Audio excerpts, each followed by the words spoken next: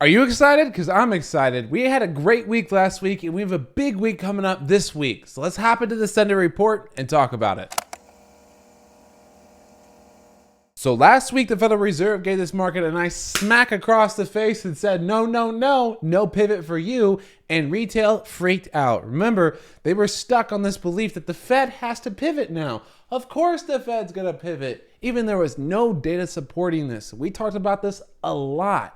So now that the bearish views, that bias that we've had are finally playing out, the fundamentals match up. What we want to do now is look at the technicals and see where this sell-off is likely headed and what news we need to be watching. Now remember, last Wednesday I did a special report on famine that's coming up, so make sure you don't miss that too, because that's a lot of the news that we're looking for, but I'm not going to touch on it too much in this video. So let's go ahead and dive on over to the charts. Okay, be honest with me here. When's the last time you actually planned out your spending, your finances, or planned for your retirement, or how to preserve the wealth you already have?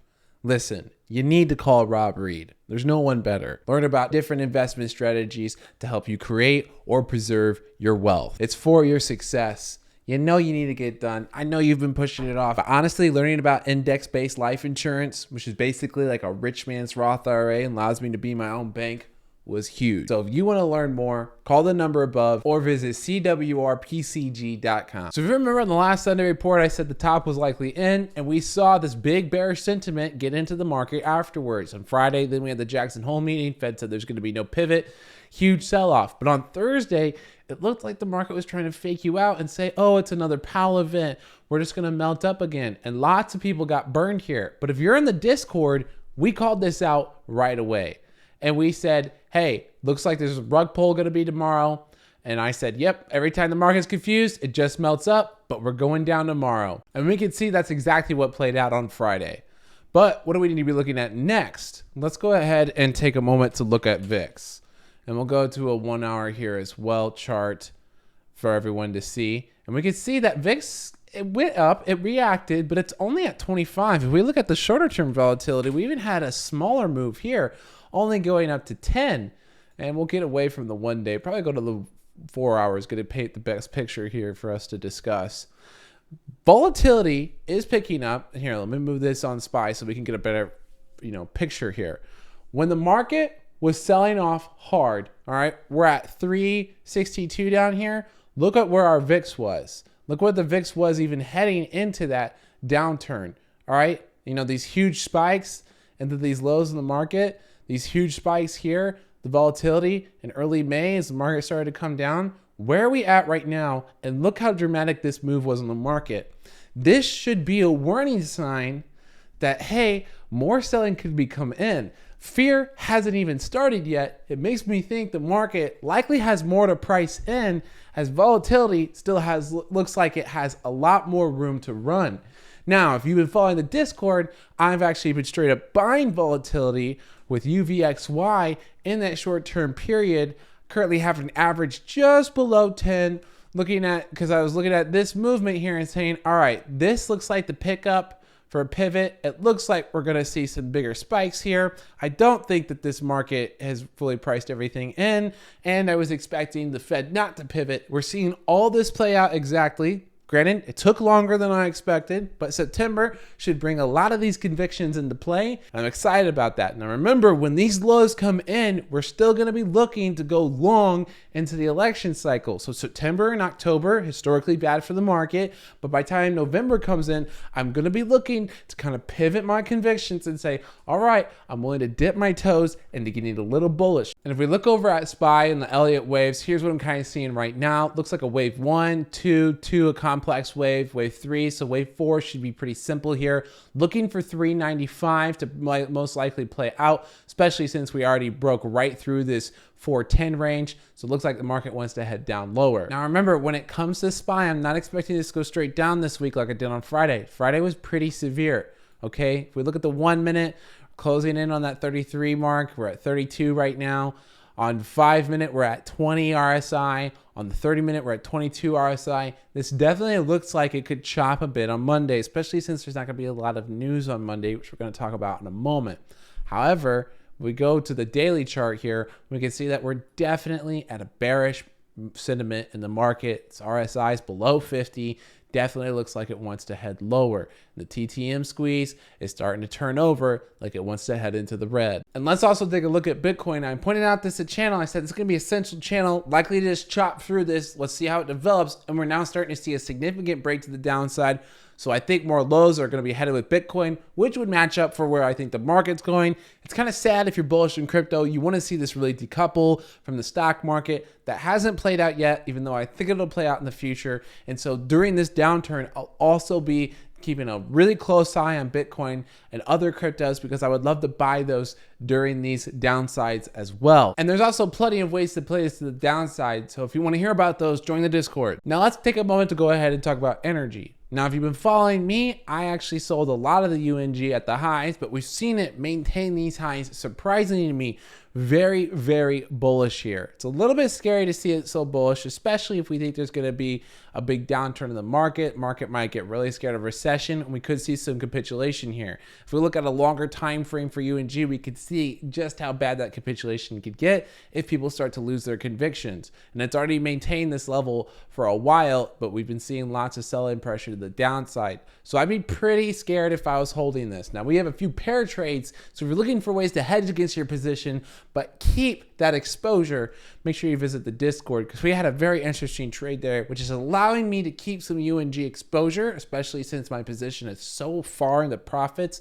I remember we timed this near the lows, so I've been able to maintain some of that exposure without damaging my portfolio too much. If we look at XLE, we can see that this looks like it wants to go for new highs and has more room to run.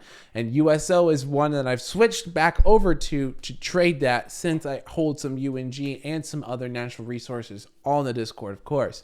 If we look at CCJ, I actually sold the high here, and we're looking for this to likely have a bit of a pullback. There's still a lot of political pressures in the short term that could bring this down. Looks like people are losing some of their convictions, kind of selling off some of this this big rally that came in.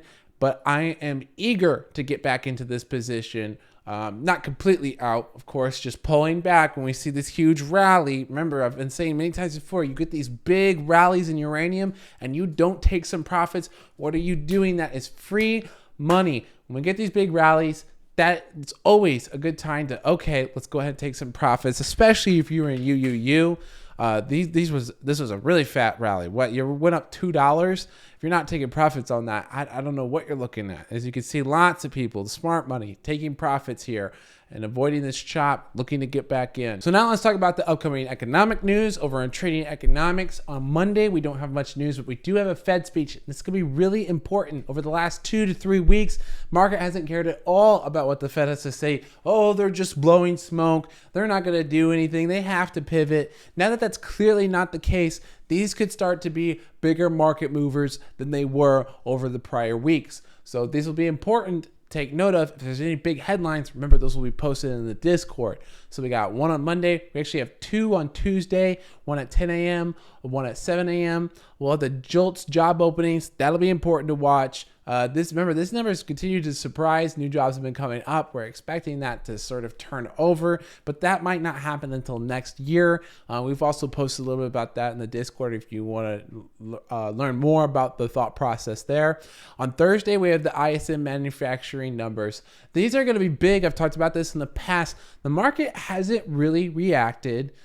What matters to the Fed is CPI, but what matters to the market seems to be the ISM. If you watch some moves in the market, this number seems to be what the market's looking at. So if we want to see if inflation is going to be persistently high, this is likely what's going to move the market. And we can see Trading Economics has very conveniently highlighted this as red as a very economic data print. Just in case you were wondering, because I don't think I've ever mentioned that, when those are highlighted red, Trading Economics is letting you know that it's way more important than everything else. The order of priority goes to these normal prints and then these boldened ones and then the red highlighted ones. So then that brings us to Friday where we have the non-farm payrolls and unemployment rate, which will also be big ones to take note of. Unemployment rate is going to be huge. Remember, lots of these companies have had bloated inventories and they are having to sell at discounted prices and take losses, and the market's not doing well. Lots of their bonuses are tied to the performance of their stock.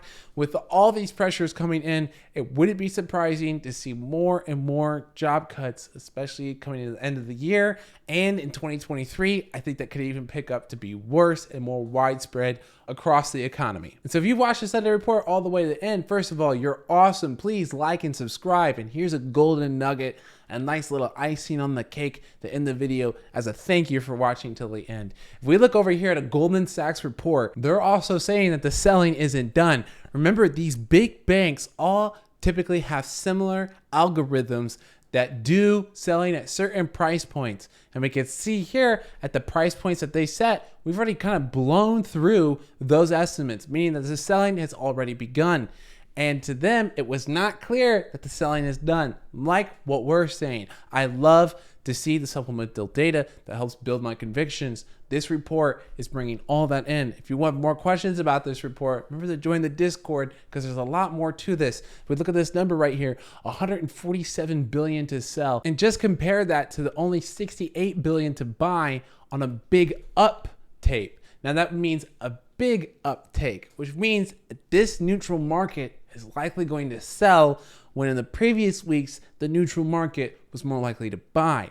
So keep that in mind. A big up move could get some momentum, but if you're looking for the good risk reward as a trader, you're going to be favored to the downside. And that's about it for this Sunday report. Hey, if you've been watching the TikToks, we've been exploding over there. It's been doing really well. I'm really happy to see that. I'll also be making educational content for people to help build up their credit or build up their business credit with a company called Defend Your Credit. So if you follow them on TikTok, you also see more clips of me providing you with more education so that you can be financially successful and independent. So make sure to follow them as well. Hope you enjoyed, and I'll see you next week.